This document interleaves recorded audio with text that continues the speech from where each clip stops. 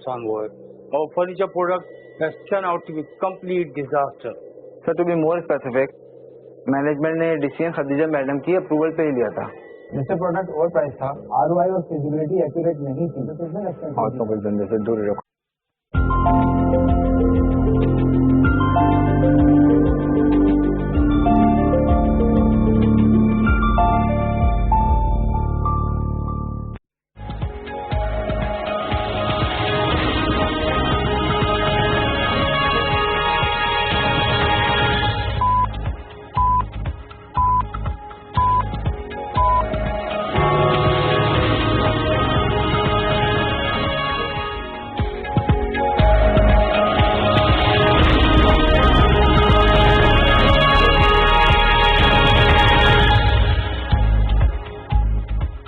Bismillahirrahmanirrahim. Assalamu alaikum and a very warm welcome to PTV World News. I'm Shahzad Qayyum with the top stories of this hour.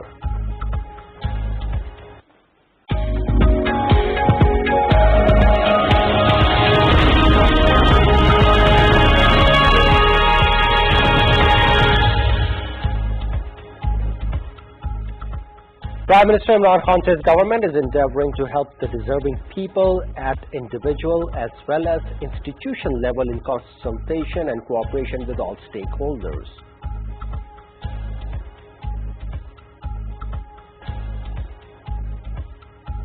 U.S. Secretary of State Anthony Blinken warns the Taliban could make rapid military gains across Afghanistan when American and NATO troops will pull out.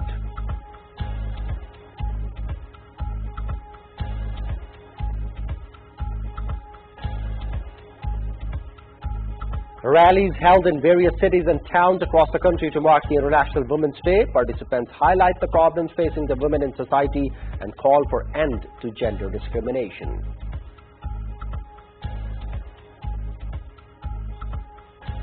President Dr. Arif Alvi emphasizes on women empowerment through better health and education, hereditary rights and financial independence.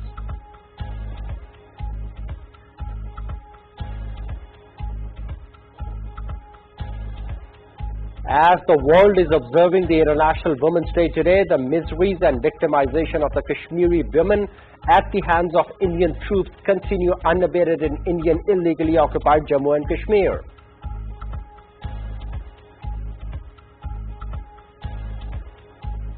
Thousands of women joined protests by farmers on the outskirts of Delhi to mark International Women's Day, demanding the scrapping of new laws that open up agricultural produce markets to private buyers.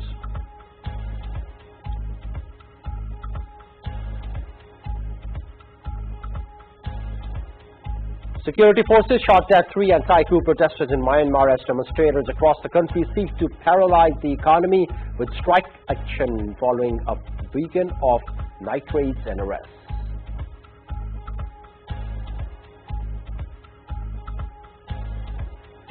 Pakistan Rangers Sindh marked the International Women's Day by organizing Ladies Motorbike Rally in Karachi. 150 lady bikers take part in the rally, paying tribute to their contributions in different fields of life.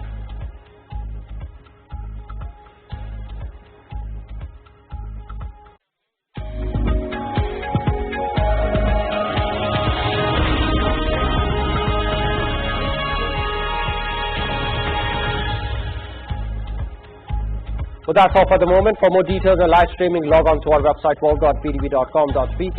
You can find us on Facebook page with the name of PTV World and follow us on Twitter at WorldPTV. Thanks a lot for watching, and it's goodbye for now.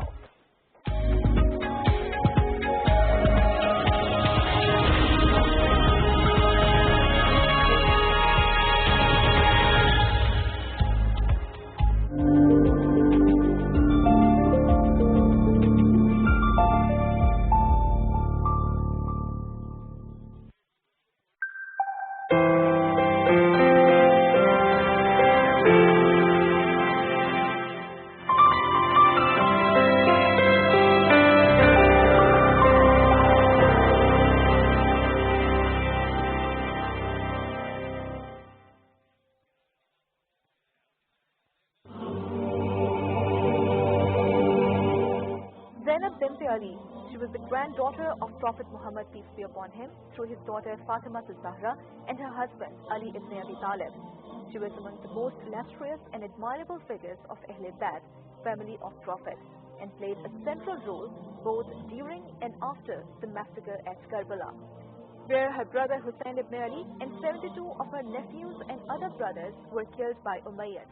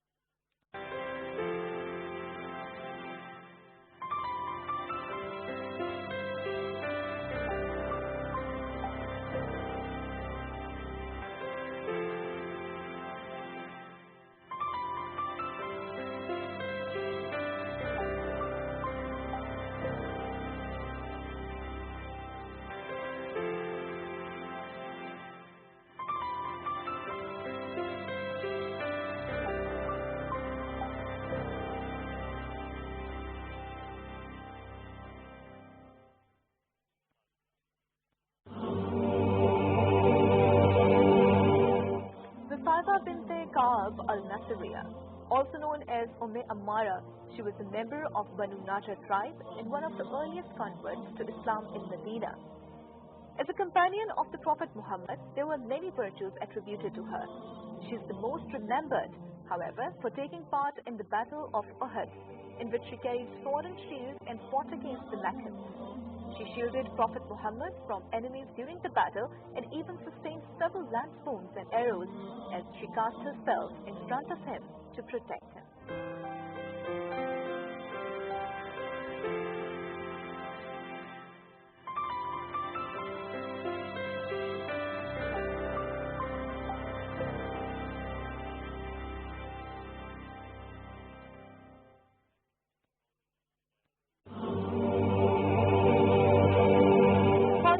Al-Aswar, another contemporary of Prophet Muhammad.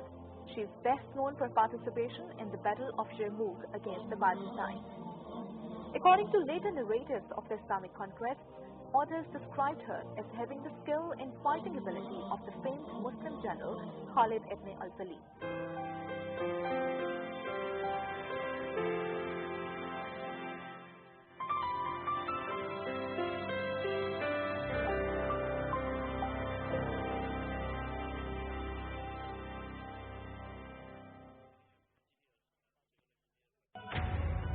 I have earned the respect of society because she taught me the meaning of respect. My children know the difference between right and wrong because I was taught to differentiate. I am successful in my career today because her prayers never left my side. My friends trust me with their feelings, for she taught me the value of trust. When I leave home every day and return in evening, all worries and stress seems to disappear as I enter her loving embrace. She is the reason I am able to fight the good fight every day, and she is the reason why all of it becomes worthwhile. She is my mother, my daughter, my wife, and my sister. She is the beautiful, responsible, and progressive essence of our country. I am the woman of Pakistan, the essence of its purity.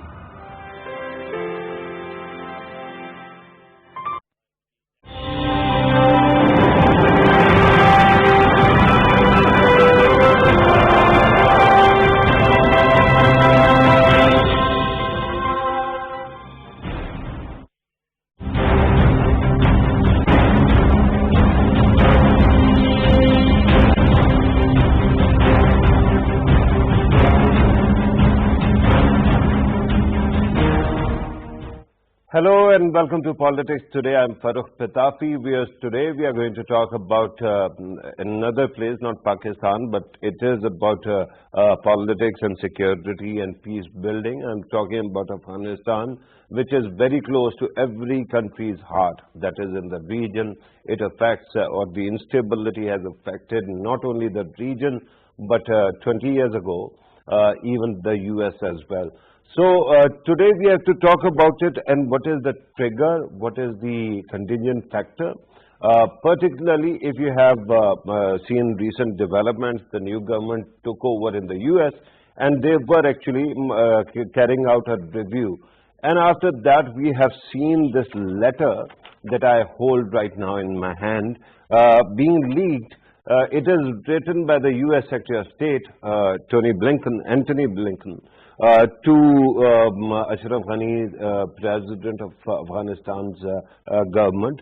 And strangely, it hardly ever happens that an entire letter is actually leaked to the press. Solo News actually leaked it, and then we kept on seeing various aspects of it. And it actually reinforces two precepts. One, that the US is keen on leaving the region as quickly as possible. The second aspect is that the US wants to actually, and the new administration wants to bring all the stakeholders together. And it has been written in this letter that the UN has been asked to gather together the US, Russia, China, India, Pakistan and Iran on one table to help Afghanistan understand what exactly should be done. Then the second aspect is also a Turkish, meeting that has to take place to make sure that the Afghan government or the Afghan stakeholders and Taliban can sit together on one table. And this has to come from the Turkish government. And then in the end there is this caveat that otherwise the US is mulling over the idea of pulling out of the country by 1st of May, and that might actually create circumstances where Arabs the Afghan Spring offensive actually accelerates and takes over, and Taliban might actually acquire a huge territory because they are more violent and they have the firepower. So we are going to talk about this because now finally we have started seeing some semblance of a structure regarding the new policy and their review or the outcome of their review. Zalmay Khalil, the US ambassador to Afghanistan, and especially the man who has been responsible under President Trump's government to actually ensure that peace building takes place in the region in Afghanistan, is visiting this region, visited Pakistan today. We are going to talk about all these matters and more. What to expect from the upcoming dialogue or lack thereof, and what exactly is the policy going to be. And remember, when I was talking earlier, there was mention of one country that earlier was not included, that is India. But India has been apprised of developments constantly. We are going to talk about all these matters and more. In order to help us understand these issues in the studio, we are joined by Syed Mohammad Ali, who is Director of Center for Aerospace and Security Studies in Islamabad. Thank you very much, sir, for being part of the program. On Skype, we are joined by Michael Kugelman, who is a senior analyst based in the US, and since this letter actually leaked, he has been very passionately commenting on it as well. Thank you, Michael, for being part of the program. We are also joined by Lieutenant General retired named Khalid Lodi Saab, who is a former Defense Minister, NSA, and Defense Secretary as well. Thank you very much, General Saab, for being part of the program. I'm told that Ambassador Asif Dutani, a career diplomat and expert on these matters, will also join us on telephone. But let me first start with Michael Kugelman. Michael, once again, let me thank you and let me ask you, when you are seeing this letter, what do you make of it?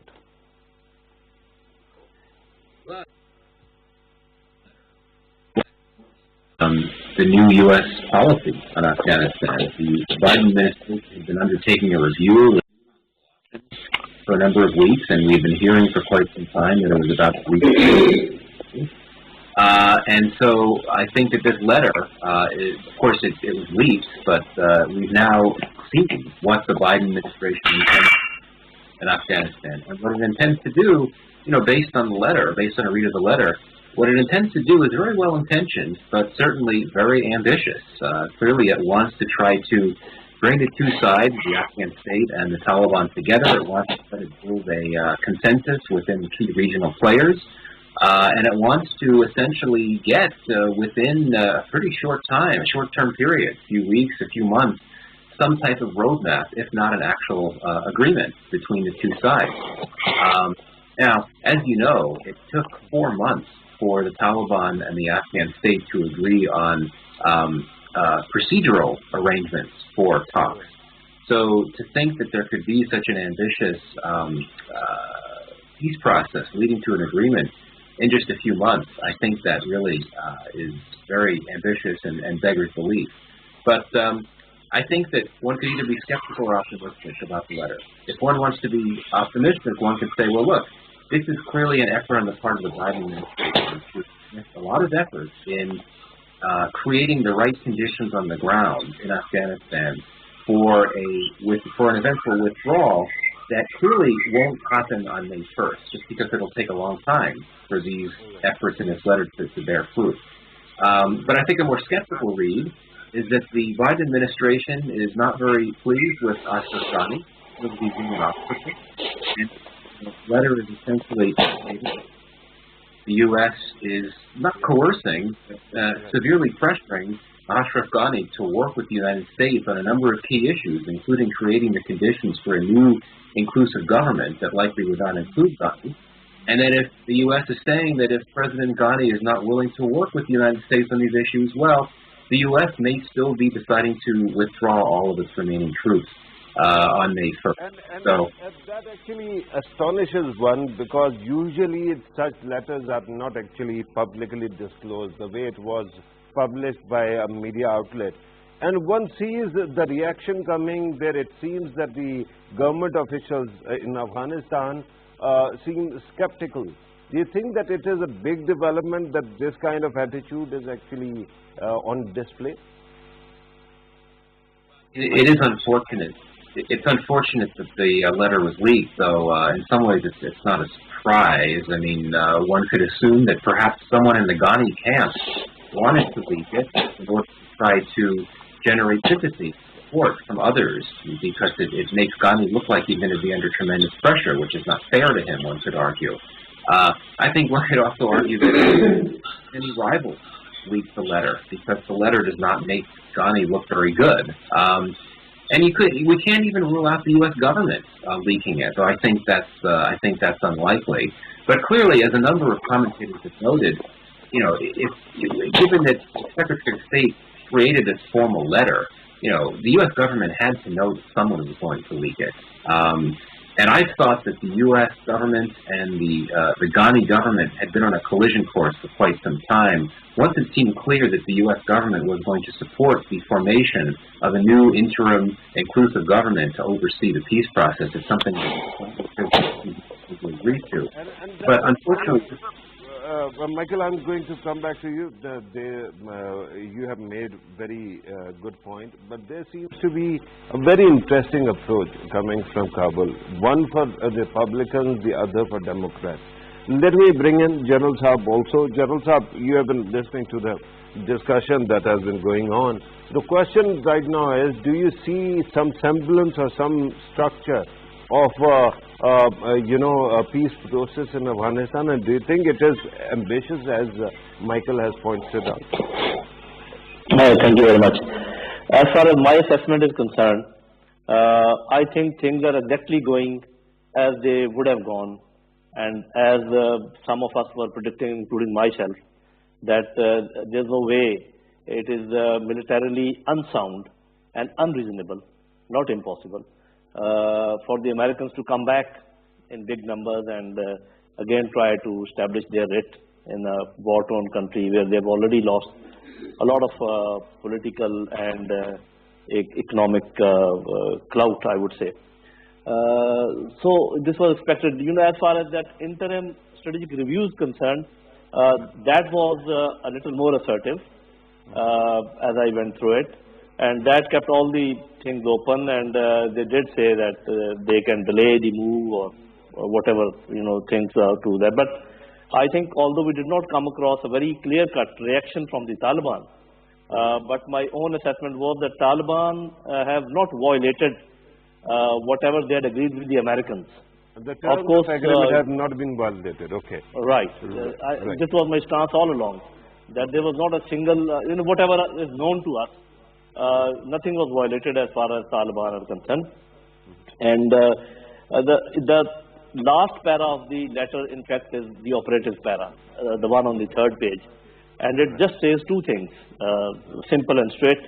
One, that the Americans will leave as per the agreement.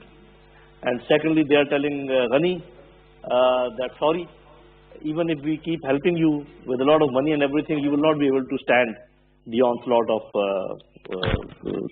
Afghan Taliban. So make up your mind. Actually, they are you can say, pressurizing him to come to terms, and before they leave, come to terms in a way that some peace process can really start. And as we see the ground situation, we are very well aware that there was no other option other than to get back into militant mode. Let me put it that way. If you really wanted the peace process to continue its logical path, this was the only way. And I've been saying all along, from the once the agreement was signed, that Ashraf Ghani has no place in the future dispensation of Afghanistan. Of course, I'm not saying that those people who are with Ashraf Ghani, they will be stakeholders.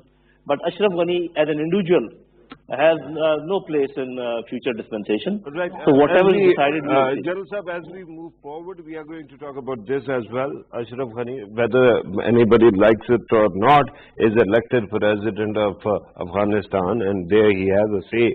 I don't know whether he is going to play any role at all in the future or not. But Sayyid Muhammad Ali, we can talk about what has been discussed earlier. And let me also remind you, even though in the end we see this message that if everybody does not come to an agreement, we are free to walk away, right? The concern right now is today is Women's Day, International Women's Day. Only a few days back, 2 journalists were shot on live television.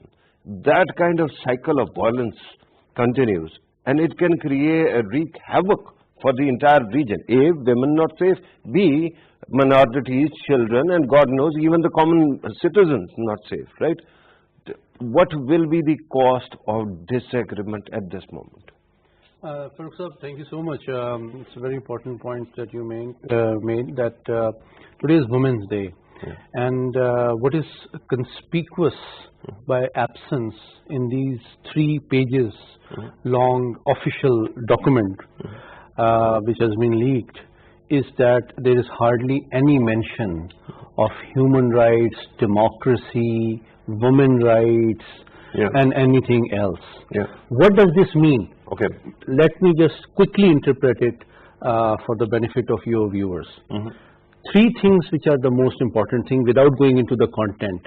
Number 1, the tone, the selection of words, and also the substance indicates that the US patience is running out. Number 1. That's the overall message. It starts with a warning and it ends in the last paragraph, like General Sahab also pointed out, with a warning, actually saying so in so many words. Please notice the urgency of my tone. This is actually written by the US Secretary of State. Third point is that very quickly Biden administration has realized the limits of US hard power. And this is a wise approach, and they have recognized that excessive use of hard power is not translating into either goodwill or acceptability on the social plane or advancement of US interests in this region. That is the overall message. Now quickly, what is the content and what do we decipher from it? Before you go there, let me qualify one thing that you said. You said that there is no mention of human rights here. But this letter says that there is an accompanying document being conveyed by the ambassador, which actually is a purported or proposed set of agreements that might actually take place. That could be that could include human rights. That could be that, but the actual document which is signed by the US Secretary of State, and there are a number of repeated mentions that I am not speaking on my individual capacity as the US Secretary of State. I have the support and I represent the wisdom and support of the US President in it as well. So understand the gravity of what I am saying. So it is very important the US has shown... Basically watch my lips. Read my lips. I mean what I say. So take it as a warning actually. But on the same page it is also written that the review is not complete. No, it's an initial review, but the nature and the substance of offers and the sort of elements of future roadmap indicate that this document is a culmination of a well thought out despite being an initial review, but it has been well deliberated at the State Department, which was not the case with the previous administration, because State Department was mostly circumvented by the Trump administration. What was happening. So it is a document which is reflective of diplomatic flexibility and wisdom. There is no guarantee it will succeed. But 4 things. Number 1, the initial conclusion is, make them quick. I will speak in 1 minute only. The initial thing is that it recognizes, the initial conclusion already recognizes US interest in settlement and permanent ceasefire. That is very important. And as General Sahab said, it is ambitious, but they have accurately and clearly identified their core objectives. Secondly, the 3 elements of the roadmap. And there is a 3-tiered approach. One is through a multilateral diplomacy, which is UN. So 6 countries, 3 P5 countries, US, Russia and China. We are going to talk about all those countries which are mentioned here, because they represent many moving parts. And it is not merely about that, it is also about the group of 4. The 4 people who have been mentioned, that you should actually increase the number of stakeholders as well. We are going to talk about that. Let me welcome and go to Ambassador Asif Dutania, career diplomat, an expert on these matters, prolific writer as well. Ambassador sir, thank you very much for being part of the program. So you have seen the letter, Antony Blinken's letter. What do you make of this, and do you think that it is going to lead to real peace? I think it's quite a frank letter, and in a way it is also a warning to Ashraf Ghani government in a veiled manner. The last part of that letter, which says that America is thinking of withdrawing from Afghanistan by 1st May, of course, that is one of the options, but there is a veiled warning also that even if we continue with our financial assistance, the likelihood is that Taliban may gain more territorially. So they have to, so in a way it is also a warning to Ashraf Ghani that they should make steps for making the dialogue a success. So in that respect, and when you talk about the other aspects, multilateral approaches have been there, but those were overshadowed because of the US role in the overall Afghanistan problem, and they have been leading the charge. There is a Joint Coordination Monitoring Board, JCMB, in which all the countries, immediate neighbors and its donors, which also includes India, they are there, where Europe is there, EU is there. So in that respect, this multilateral approaches, and then it's also a hint that now United States is shifting its responsibilities to the US. So that is also another important aspect. Multilateral approach, totally. But Ambassador Saab, since we are talking about the countries that have been named, there seems to be many moving parts here. On one side, there are countries which have not been very reconcilable. For example, Russia and America working together, China and America working together sounds strange. Pakistan, India working together sounds strange. US and Iran actually working together on these matters seems quite unrealistic again. Do you think that there is a possibility that there is a fighting chance here? Yes, it is. Because you just cannot ignore any of the countries. In the social media, people are saying that India should not be included and all that. I think India is not negotiating peace in Afghanistan. It is about the countries which are immediate neighbors as well as near neighbors. They have to give certain guarantees. So that has to be kept in mind. Already India is in the JCMB under the UN umbrella. So this is going to be part of the UN umbrella, not going to be some extraordinary arrangement. Main thing would be the intra-Afghan dialogue, which is already taking place, but it is the warning now.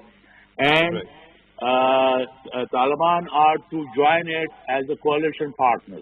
Now, main stumbling block is Ashraf Ghani's attitude that he thinks that he is elected for 5 years, so Taliban will have to come to his shelter. So this is not going to happen, I think. So main issue is that how the interim government is going to work. Right. Ambassador Saab, you have pointed out how things are going to actually work. Earlier you said intra-Afghan dialogue is going on, but there seems to be a shift of space. Earlier it was Doha all the time. Now it seems that Turkey is being asked to actually play a role here. Does that mean anything at all? You are with me? Yes, sir.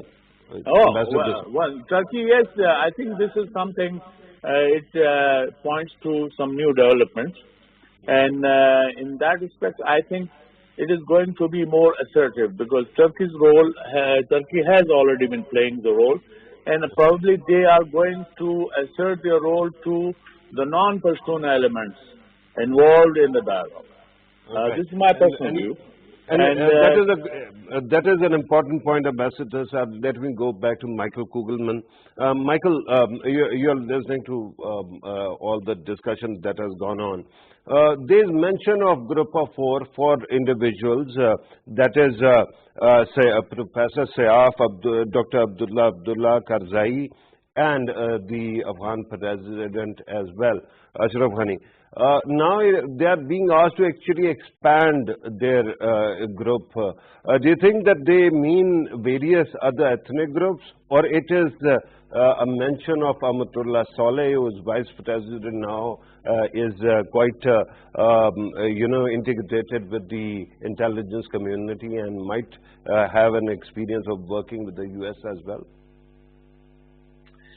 Right. Yeah. I mean, I only know what actually is reflected in the letter, but I think the clear message from the Biden administration is that one of the obstacles to moving the peace process forward is the lack of unity within Kabul, both within the government, but also more broadly within the political class. And of course, we have this long-standing rivalry between Abdullah and Ghani. And clearly, the message from the Biden administration is that you need to get around that. Now, you look at the fact that you had that extended election crisis that was essentially set in motion by the fact that Abdullah and Ghani were not agreeing on the result. This happened several times. It happened most recently in 2019. The U.S., the Trump administration essentially had to cut some aid, threatened to cut assistance in order for the two to move forward and get around that spat. So clearly there's acknowledgement on the part of the Biden administration that this lack of unity and these rivalries within the government in Kabul are a major obstacle. And of course the fact that Ghani himself continues to oppose this idea of a new inclusive government to oversee the peace process. Abdullah would not be opposed to that. So I think that I wouldn't read too much into that statement. I think the main point in that part of the letter was that there are many obstacles to moving this peace process forward. Some involve the Taliban, but some involve Kabul and the government, and particularly President Ghani, and that it's important for him to work together with his rivals. And if he doesn't, one of the consequences could be a U.S. withdrawal of forces, and which the Taliban would then capitalize on and worsen the security situation. Right. Regarding the countries, Michael, the countries that have been asked to actually play a role, and as I pointed out earlier, there seems to be a conflict between many of them. India, Pakistan is one quite visible example, but then the US and Iran, and then of course China, Russia and the US. Do you think that and then Turkey also, do you see all these sides actually working together to ensure harmony and a congenial environment in Afghanistan? Well, you could argue that on one level, on a very broad level, all of these countries that you mentioned, they all share the same broad goal in Afghanistan, in my view, and that's for a more peaceful and stable Afghanistan, and for an Afghanistan where groups like Daesh and the Islamic State terror group do not pose a threat. But indeed, it's going to be very difficult, given that these countries do have competing interests, and particularly in the case of India and Pakistan, which support rival factions in Afghanistan for sure. But I think this is one thing that this letter gets right, that the idea of the UN overseeing some type of meeting between all these countries, that's better, because the UN, I think, is in a better place to mediate between these different countries, particularly because the U.S. doesn't get along with most of them. But it is striking, certainly it's striking that India is suddenly being asked to be put at the center of the table, because as I think you mentioned, during the Trump administration, India was a bystander. Now, I wonder if the fact that you had this recent border ceasefire between India and Pakistan made the Biden administration think that now is the time, now there's a window of opportunity, capitalizing on this modest goodwill generated by this new ceasefire, that now you have an opportunity to seat Pakistan and India at the same table along with these other actors to talk about Afghanistan. Now, of course, these deliberations of the Biden administration preceded the ceasefire, and they may have had this idea well before the ceasefire went into place. But for me, on the issue of the regional story, I think the biggest takeaway is the fact that all of a sudden India is asked to be involved in these discussions, which I think it'll be a very tall order, quite frankly, for India and Pakistan to see eye to eye on the proper way forward in Afghanistan. Right. But the word has it that even when Doha dialogue was going on and Pakistan was in the loop, Pakistan made sure that all the stakeholders, regional partners, including India and Iran, are kept abreast of these matters, and they are updated as well. General Saab, you want to come in here, sir, and you want to talk about the role of all these countries, especially Turkey and India. And then what does it mean for the future? Do you see a possibility that they will work in tandem, sir?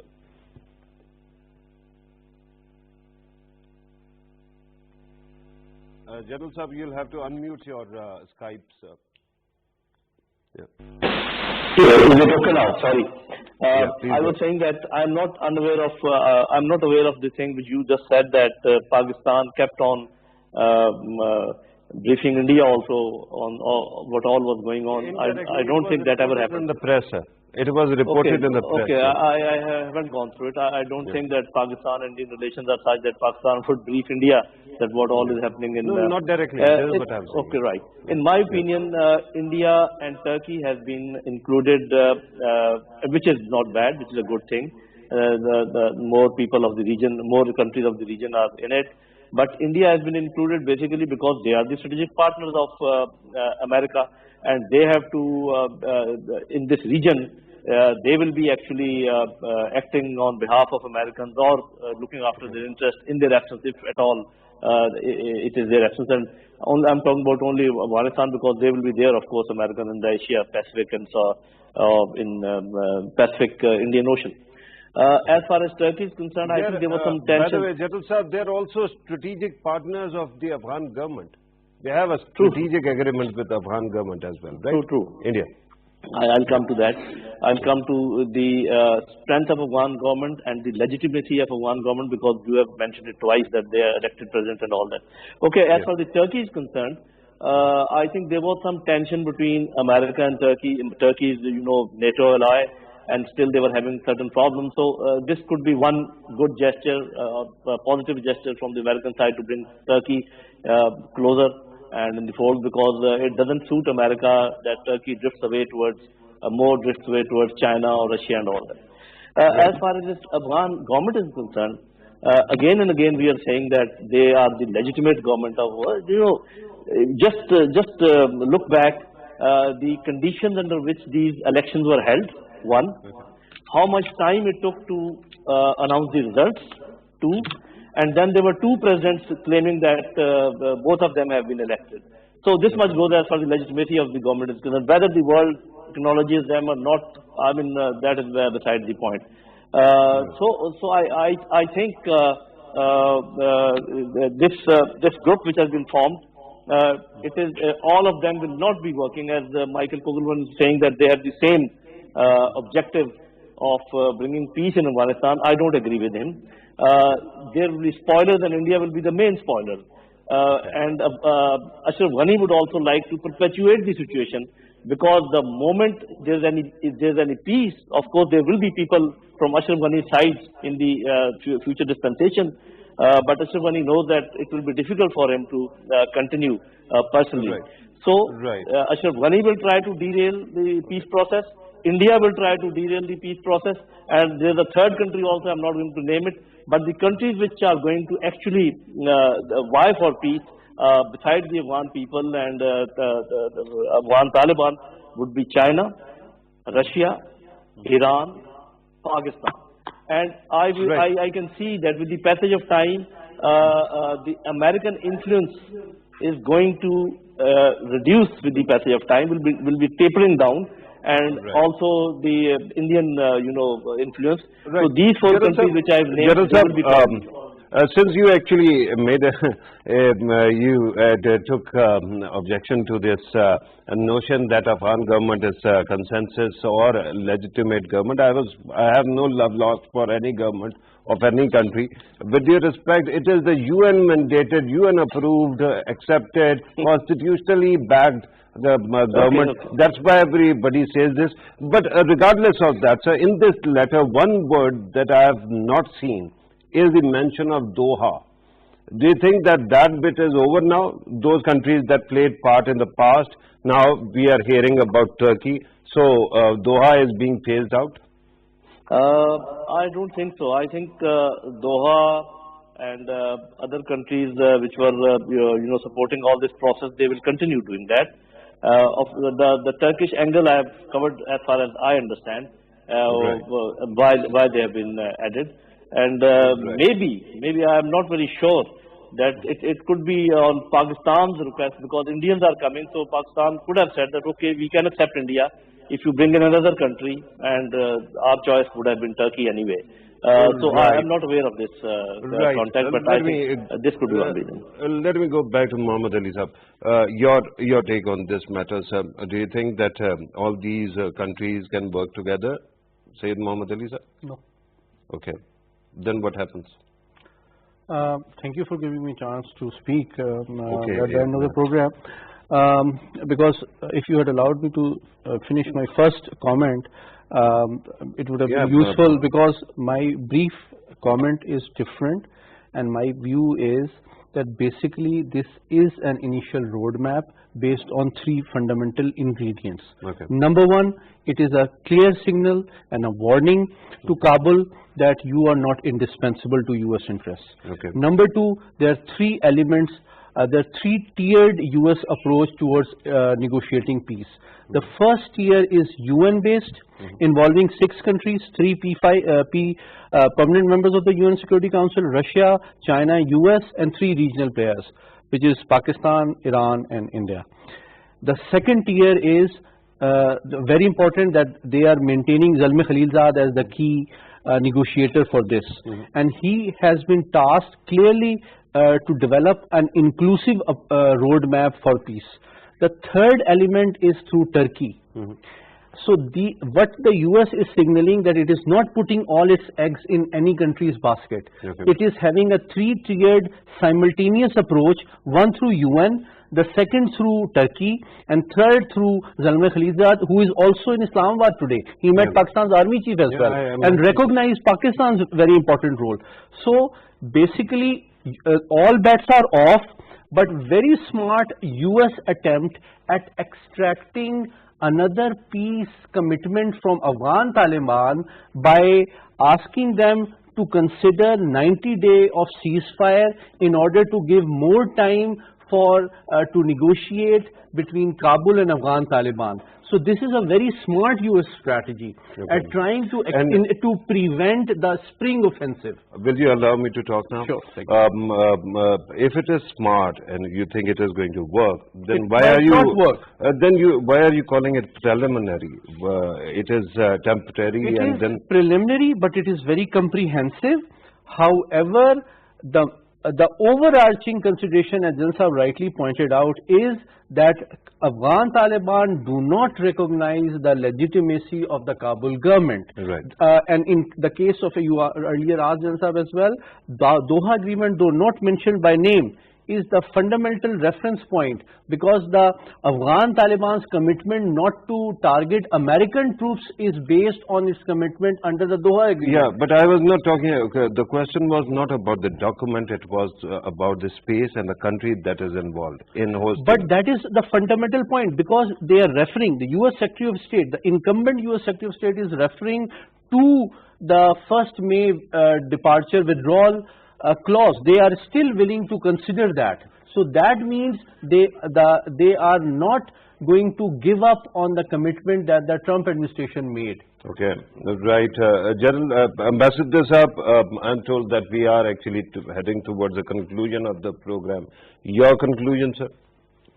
Well, I think it's an important step, and this letter itself is going to set the tone of the future dialogue, and it also in a way hints about the extension of American stay in Afghanistan, and I think for that they'll have to have the consent of the Taliban. Yes.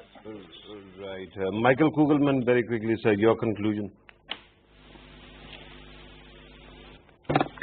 I think very briefly, the biggest unknown with this letter is how the items included and proposed in this letter would align with the U.S. troop withdrawal schedule. I mean, as was noted, Blinken essentially says that we may leave on May 1st, but we don't know what the U.S. plans are. And I think how we react to some of these proposals would really depend on whether the U.S. intends to stay on beyond May 1st, because if it does, the Taliban will redeclare its war on the United States, most likely, which will complicate what is a very ambitious effort on the part of the Biden administration to move the peace process along. Right. General Saab, your conclusion, sir.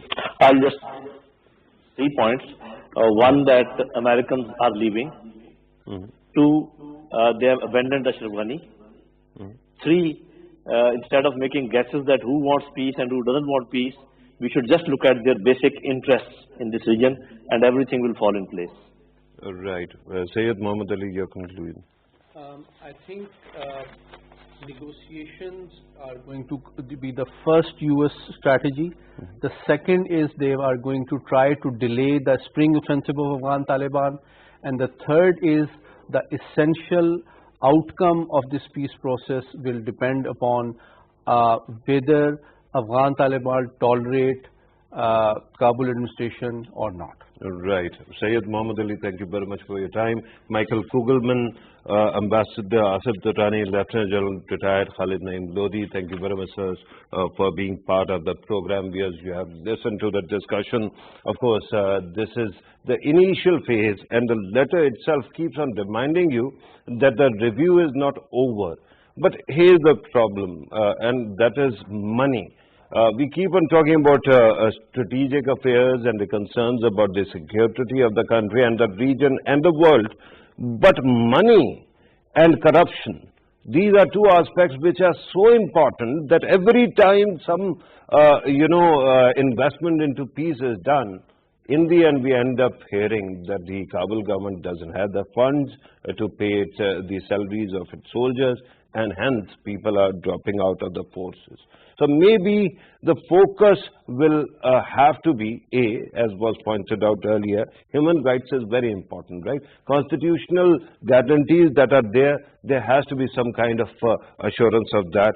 And finally, money and transparency. If without that, perhaps whosoever comes and sits on the table, things are not going to get fixed. This was today's program. Thank you very much for watching. Take care.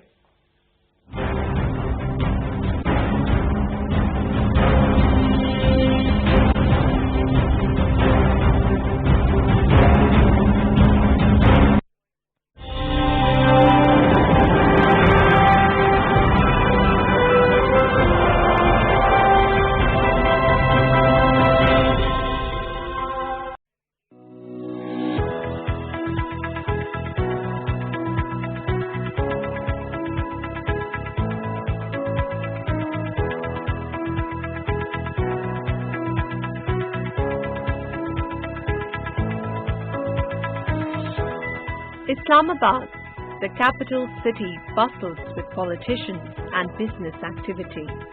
It stretches out around the foothills of the Margalas. To many, Islamabad is just that. Lush green views in a modern, urbanized capital that houses politicians, diplomats and the Pakistani elite.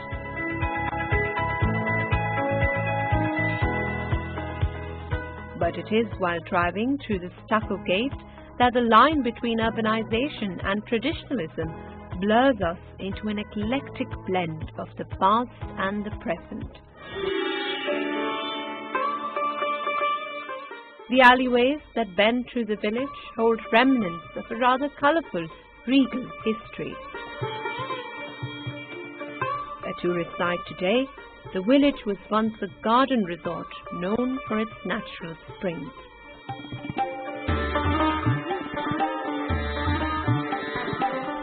The historical significance of the city of Islamabad is unknown to many, and for this reason, the Capital Development Authority preserved Saidpur, a Mughal-era village located within the capital city.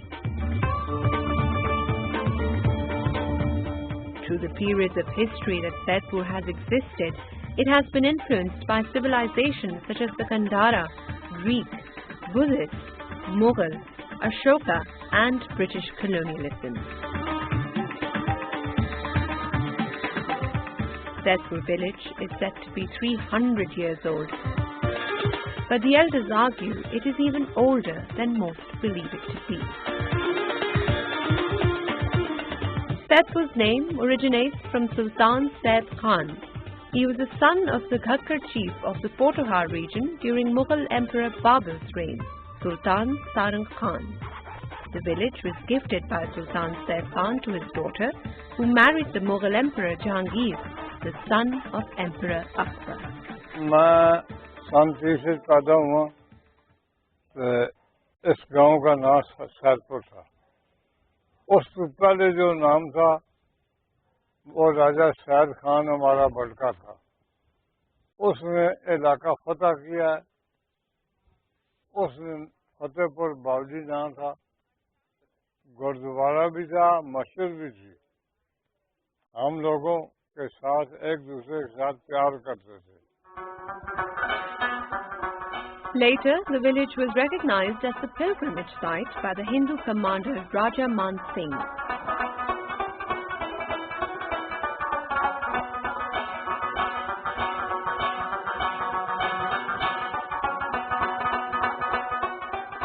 In 2006, the CDA began remodeling project of the Saidpur village. The French government provided technical assistance in the remodeling procedure. The purpose of the preservation project was to give visitors a taste of the multicultural, multifaceted heritage of Pakistan. The initial cost of this cultural project at the time was estimated at 400 million rupees. French ambassador Régis Debelaine was very supportive of this initiative and invited French architect Max Bois-Robert.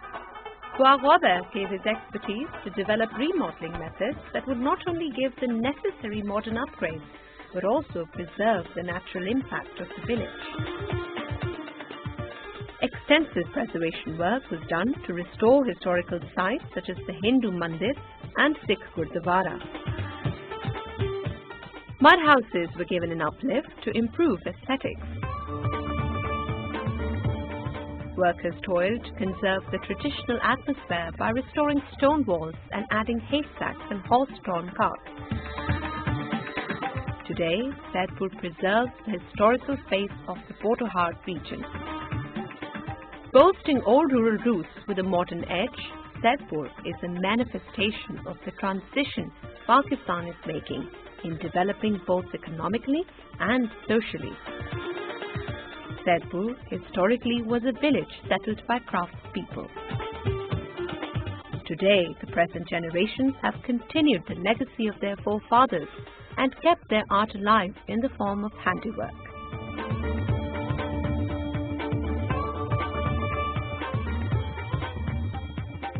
ये जो बर्तन बनाने वाला काम है, मैं 10 साल का था उस वक्त काम शुरू किया है। इस वक्त मेरी 50 साल उम्र हो गई है यही काम करते करते। सैदपुर में 6 खानदान सारे यही गुजर गए काम करते करते। तो ये गांव इसी ट्रेन की वजह से मशहूर है।